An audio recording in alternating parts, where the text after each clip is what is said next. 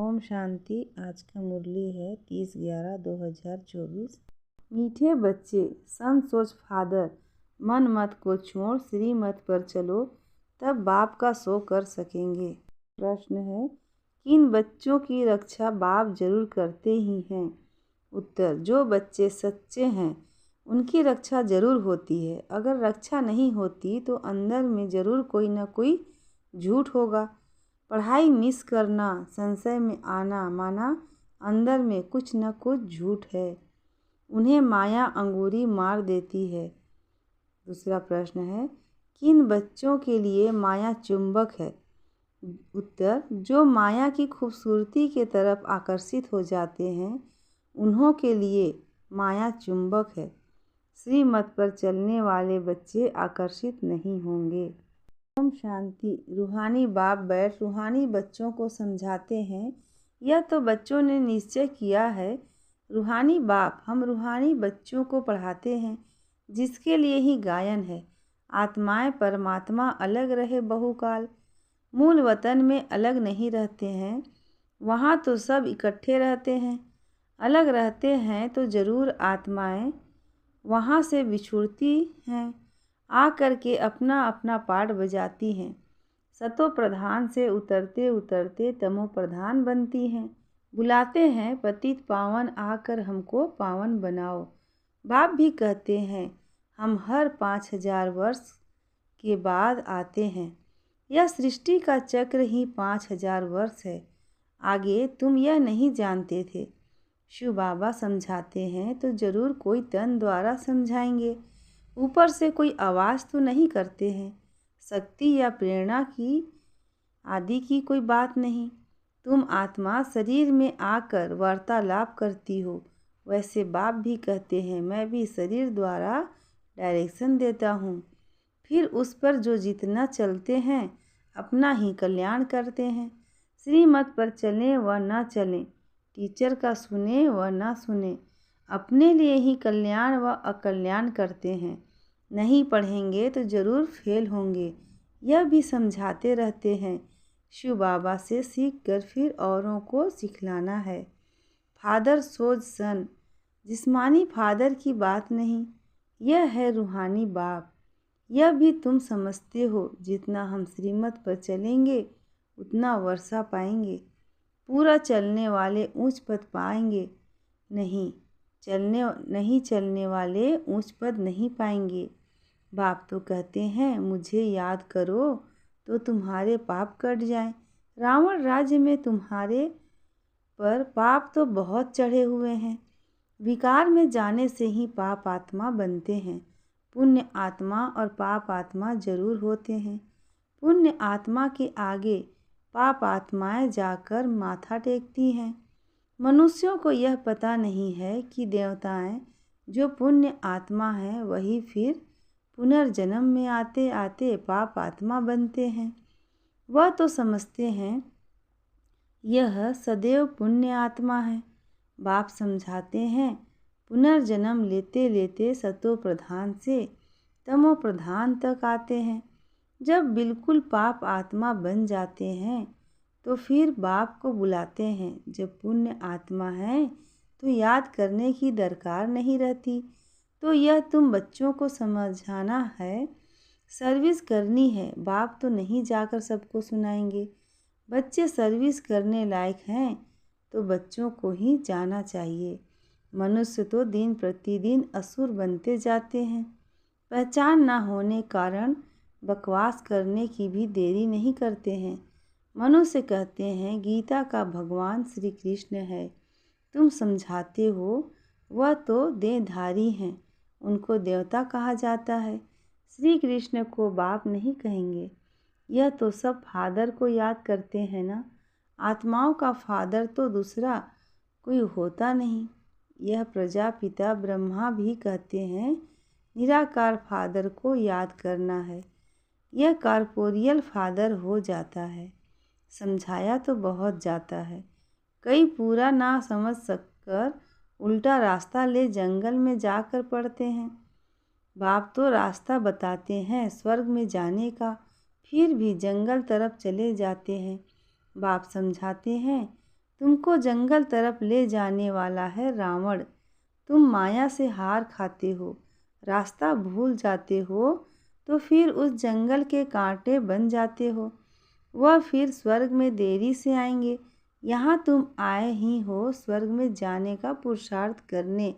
त्रेता को भी स्वर्ग नहीं कहेंगे। 25% कम हुआ ना। तुम यहाँ आए ही हो पुरानी दुनिया छोड़ नई दुनिया में जाने। त्रेता को नई दुनिया नहीं कहेंगे। नापास वहाँ चले जाते हैं क्योंकि रास्ता ठीक पकड़ते नहीं, नीचे ऊपर होते रहते हैं। तुम महसूस करते हो जो याद होनी चाहिए वह नहीं रहती। स्वर्गवासी जो बनते हैं उनको कहेंगे अच्छा अच्छे पास। त्रेता वाले नापास गिने जाते हैं। तुम नरकवासी से स्वर्गवासी बनते हो, नहीं तो फिर नापास कहाँ जाता है। उस पढ़ाई में तो फिर दोबारा पढ़ते हैं। इसमें दूसरा वर्ष पढ़ने की तो बात नहीं। जन्म जन्मांतर कल्प कल्पांतर वही इम्तिहान पास करते हैं जो कल पहले किया है। इस ड्रामा के राज को अच्छी रीति समझना चाहिए। कई समझते हैं हम चल नहीं सकते, बूढ़ा हैं, तो उनको हाथ से पकड़ कर चलाओ तो चलेंगे, नहीं तो गिर पड़ेंगे। परंतु तकदीर में नहीं है तो कितना भी जोर देते फूल बनाने का, परंतु बनते नहीं। अग भी फूल होता है, यह कांटे तो चुभते हैं। बाप कितना समझाते हैं, कल तुम जिस शिव की पूजा करते थे वह आज तुमको पढ़ा रहे हैं। हर बात में पुरुषार्थ के लिए ही जोर दिया जाता है। देखा जाता है माया अच्छे अच्छे फूलों को नीचे गिरा देती है, हड़ गुड़ तोड़ देती है।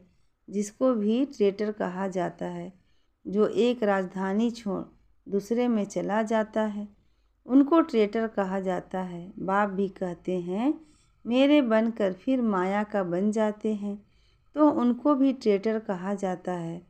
उनकी चलन ही ऐसी हो जाती है। अब बाप माया से छुड़ाने आए हैं। बच्चे कहते हैं माया बड़ी दुस्तर है, अपनी तरफ बहुत खींच लेती है। माया जैसे चुंबक है, इस समय चुंबक का रूप धरती है। कितनी खूबसूरती दुनिया में बढ़ गई है।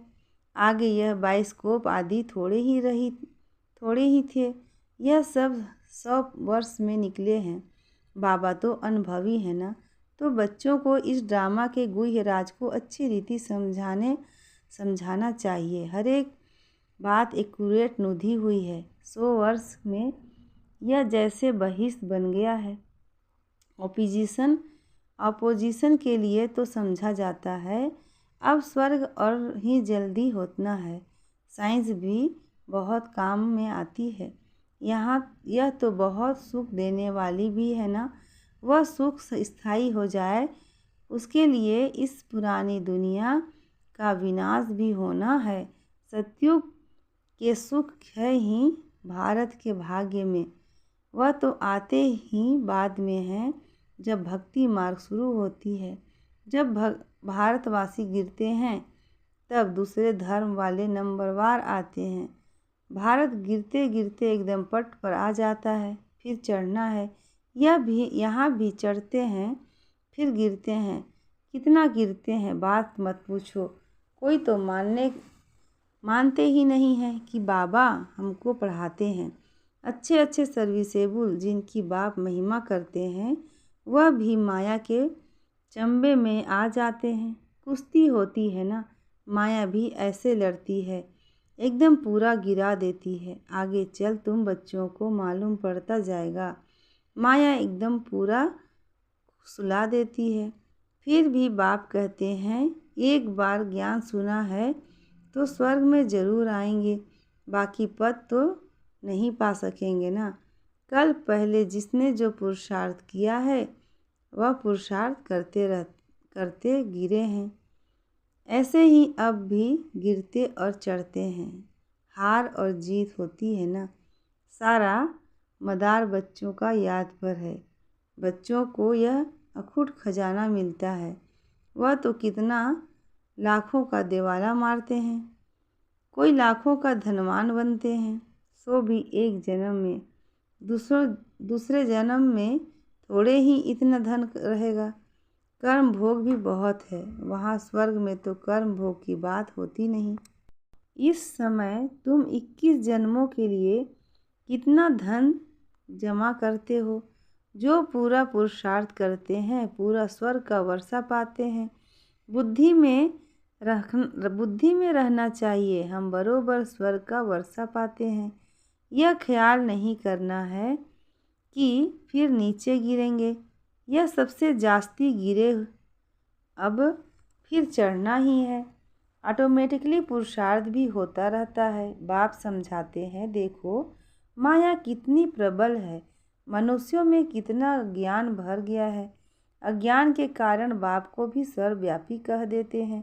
भारत कितना फर्स्ट क्लास था, तुम समझते हो हम ऐसे थे, अब फिर बन रहे हैं। इन देवताओं की कितनी महिमा है, परंतु कोई जानते नहीं। तुम बच्चों के सिवाय तुम ही जानते हो। बेहद का बाप ज्ञान सागर आकर हमको पढ़ाते हैं। फिर भी माया बहुतों को संशय में ला देती है। झूठ कपट छोड़ते नहीं। तब बाप कहते हैं, सच्चा सच्चा अपना चार्ट लिखो, परंतु देह अभिमान के कारण सच नहीं बताते हैं तो वह भी विकर्म बन जाते हैं। सच बताना चाहिए ना, नहीं तो बहुत सज़ा खानी पड़ती है। गर्भ जेल में भी बहुत सज़ा मिलती है। कहते हैं, तौबा तौबा, हम फिर ऐसा काम नहीं करेंगे। जैसे किसी को मार मिलती है तो भी ऐसे माफ़ी मांगते हैं, सज़ा मिलने पर भी ऐसे करते हैं। अभी तुम बच्चे समझते हो माया का राज्य कब शुरू हुआ है। पाप करते रहते हैं, बाप देखते हैं यह कितना मीठा मीठा मुलायम नहीं बनते। नहीं बनते हैं। बाप कितना मुलायम, बच्चे मिसल हो जाते हैं, हो चलते हैं, क्योंकि ड्रामा पर चलते रहते हैं। कहेंगे जो हुआ ड्रामा की भावी, समझते भी हैं कि आगे फिर ऐसा ना हो। यह बाप दादा दोनों इकट्ठे हैं ना। दादा की मत अपनी, ईश्वर की मत अपनी है। समझना चाहिए कि यह मत कौन देता है। यह भी बाप तो है ना। बाप की तो माननी चाहिए। बाबा तो बड़ा बाबा है ना, इसलिए बाबा कहते हैं ऐसे ही समझो। शिव बाबा समझाते हैं, नहीं समझेंगे तो पद भी नहीं पाएंगे। ड्रामा के प्लान अनुसार बाप भी दादा भी है। बाप की श्रीमत मिलती है। माया ऐसी है जो महावीर पहलवानों से भी कोई ना कोई उल्टा करा देती है। समझा जाता है यह बाप की मत पर नहीं है।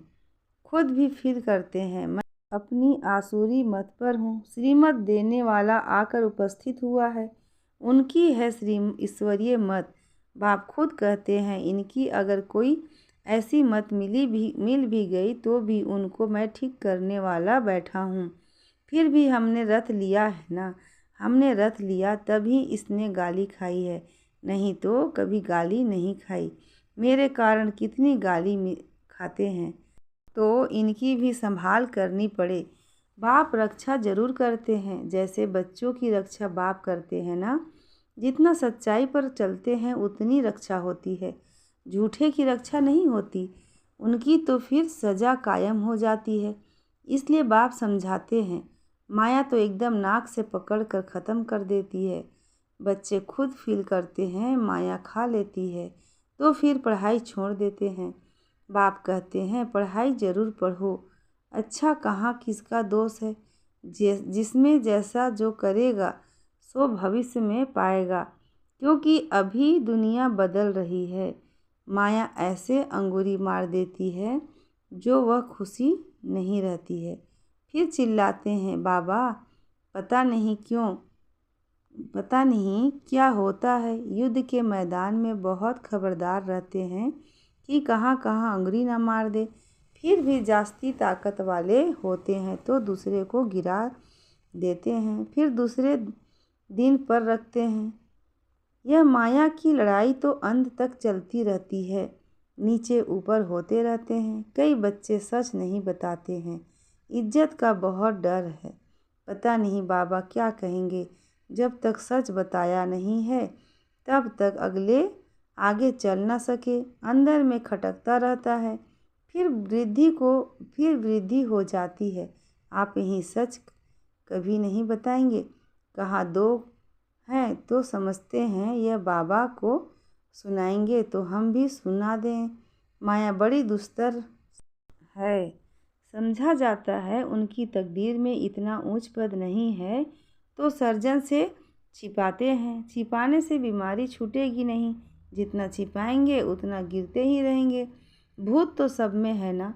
जब तक कर्मातीत अवस्था नहीं बनी तब तक क्रिमिनल आई भी छोड़ती नहीं है। सबसे बड़ा दुश्मन है काम। कई गिर पड़ते हैं। बाबा तो बार बार समझाते हैं शिव बाबा के सिवाय कोई देहधारी को याद नहीं करना है। कई तो ऐसे पकड़े हैं जो कभी किसकी याद भी नहीं आएगी। पतिव्रता स्त्री होती है ना, उनकी कुबुद्धि नहीं होती है।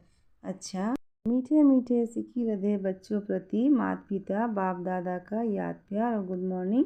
रूहानी बाप की रूहानी बच्चों को नमस्ते और हम रूहानी बच्चों की रूहानी माता पिता बाप दादा को याद प्यार गुड मॉर्निंग और नमस्ते। शुक्रिया बाबा। धारणा के लिए मुख्य सार है। पहला, हमें पढ़ाने वाला स्वयं ज्ञान का सागर बेहद का बाप है। इसमें कभी संशय नहीं लाना है। झूठ कपट छोड़ अपना सच्चा चार्ट रखना है। देह अभिमान में आकर कभी ट्रेटर नहीं बनना है। दूसरा है, ड्रामा को बुद्धि में रख बाप समान बहुत बहुत मीठा मुलायम नम्र बनकर रहना है। अपना अहंकार नहीं दिखाना है। अपनी मत छोड़ एक बाप की श्रेष्ठ मत पर चलना है। आज का वरदान है, एक बाप के लव में लवलीन हो मंजिल पर पहुंचने वाले सर्व आकर्षण मुक्त भव। एक बाप के लव में लवलीन हो मंजिल पर पहुंचने वाले सर्व आकर्षण मुक्त भव। डिटेल है, बाप दादा बच्चों को अपने स्नेह और सहयोग की गोदी में बिठाकर मंजिल पर ले जा रहे हैं। यह मार्ग मेहनत का नहीं है, लेकिन जब हाईवे के बजाय गलियों में चले जाते हैं हो या मंजिल के निशाने से और आगे बढ़ जाते हो तो लौटने की मेहनत करनी पड़ती है। मेहनत से बचने का साधन है, एक की मोहब्बत में रहो। एक बाप के लव में लीन होकर हर कार्य करो तो और कुछ दिखाई नहीं देगा। सर्व आकर्षणों से मुक्त हो जाएंगे। आज का स्लोगन है, अपनी खुश नसीबी का अनुभव चेहरे और चलन से कराओ। अपनी खुश नसीबी का अनुभव चेहरे और चलन से कराओ। अच्छा, ओम शांति।